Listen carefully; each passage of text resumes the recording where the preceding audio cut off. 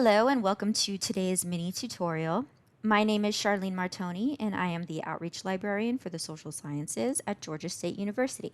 This video was made in collaboration with Dr. Laura Hastings, Professor of Political Science. Today we are going to learn how to get started on a research journey by first developing a search strategy and then using our strategy to explore the library's resources through our Discover tool.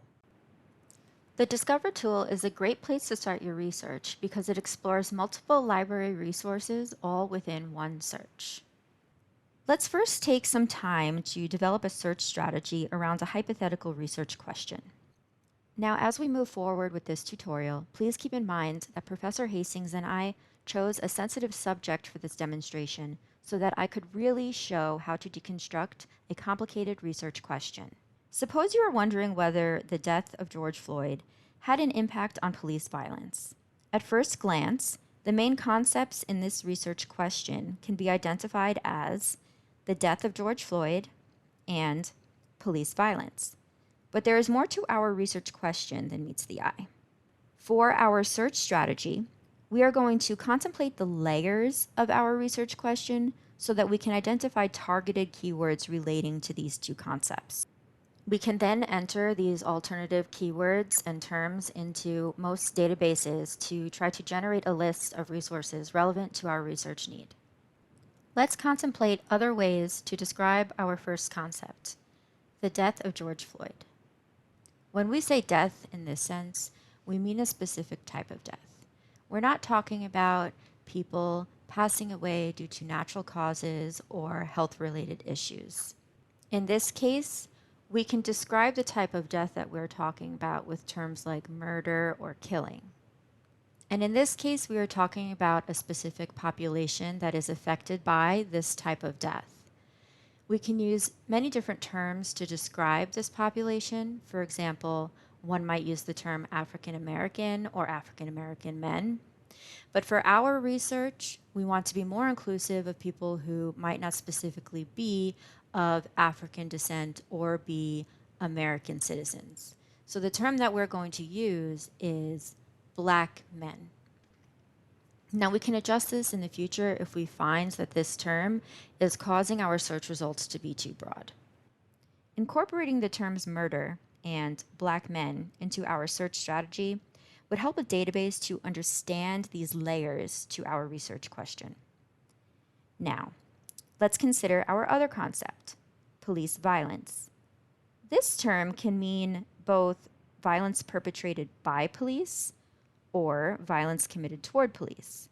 For our research, we want to be more specific and choose terms that represent violence perpetrated by police.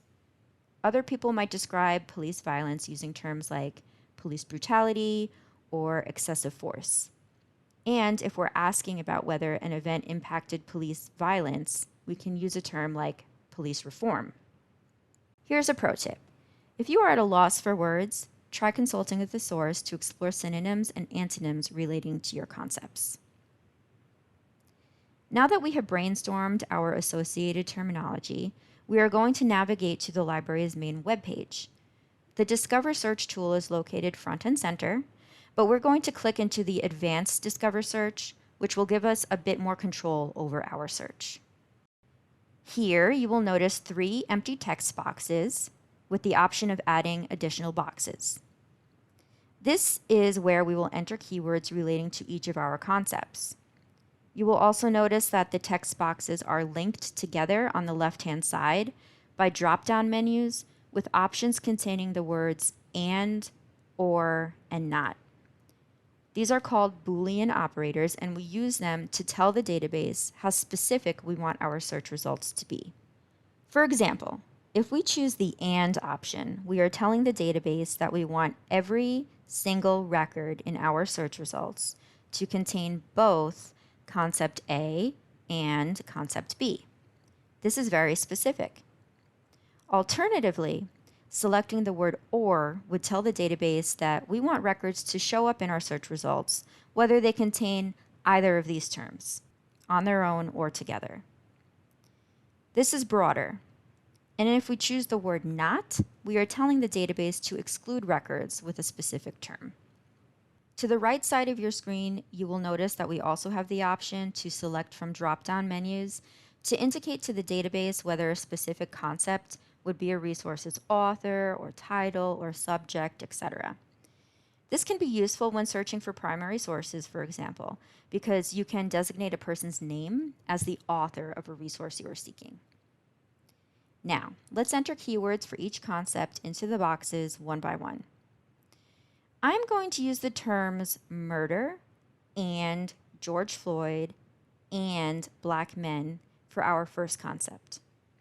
Notice that I am connecting the terms using the Boolean operator AND. In doing so, I am telling the database that I want my results to include the terms murder and the name George Floyd and the term black men. Also notice that I am using quotation marks to indicate to the database that I want results with the full name George Floyd and not simply results featuring the name George or the name Floyd. I am doing the same with the compound term black men. In our next box, I am going to enter the terms police brutality or excessive force or police reform. By using OR as my Boolean operator here, I am telling the database that I want results that include any of these representations of our concept of police violence. Also notice my use of an asterisk after police reform. The asterisk indicates to the database that I would like any extended version of the term reform, like reforming or reformation, for example. Now I am going to connect our two concept boxes with the AND Boolean operator, indicating that I would like my results to be relevant to both of these concepts. Scrolling down, you will also see that you have several options to limit your search results. Since we're just starting our research journey, we're not going to limit our results just yet. So now let's go ahead and click search. Here you can see that our results have come back with quite a few records. Let's scroll through the first page of results to scan the titles. Okay, now I'm going to tell the database that I would like to limit my results to only include scholarly material. If we wanted to, we could limit our results according to date, location, etc. Since George Floyd's death occurred in the United States of America, I am going to limit my results to this region by selecting United States under the drop-down menu for geography. And now we can see that my record number has decreased. This is good because it means that my results have become more specific to my research need. Let's go ahead and click the link for one of our records. You can see that a resources record gives you a lot of information, which you can use to determine whether the resource is indeed relevant to your research need. For example, I'm now scanning the abstract to this resource to get a sense of its contents. If I determine that this resource sounds relevant, I can then access the resource by clicking either the PDF link, the full text link, or the Find It at GSU link, located on the left-hand side. After reviewing the resource, if I do find it to be relevant, I can use its record to explore other resources like it. For example, clicking an author's name when linked in a resource's record will bring you to a list of other resources created by that individual if available. If you scroll down, you'll also find subject terms relating to the content of the resource, which we may want to incorporate into our search strategy in the future. We can also click on the linked subject terms to bring us to a list of records for resources relating to these subjects. We can also go into our resource itself to locate references in a bibliography section or in its footnotes. These resources may be relevant to our search as well, and we can enter their titles and authors and publication dates into the Discover search or the Catalog search to see if we have records for these items too. And finally, to cite our resource, we can again return to its record and, on the right-hand side, find various ways to cite it. Be mindful, however, that these citations are generated electronically, and so they may contain errors. You should consult a citation guide to ensure that you're properly citing your resources. One last thing, I want to bring your attention to our list of databases.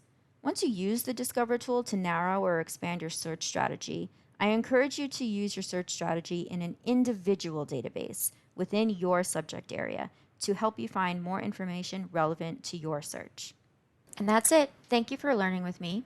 If you'd like some one-on-one assistance with your search strategy, please reach out via email.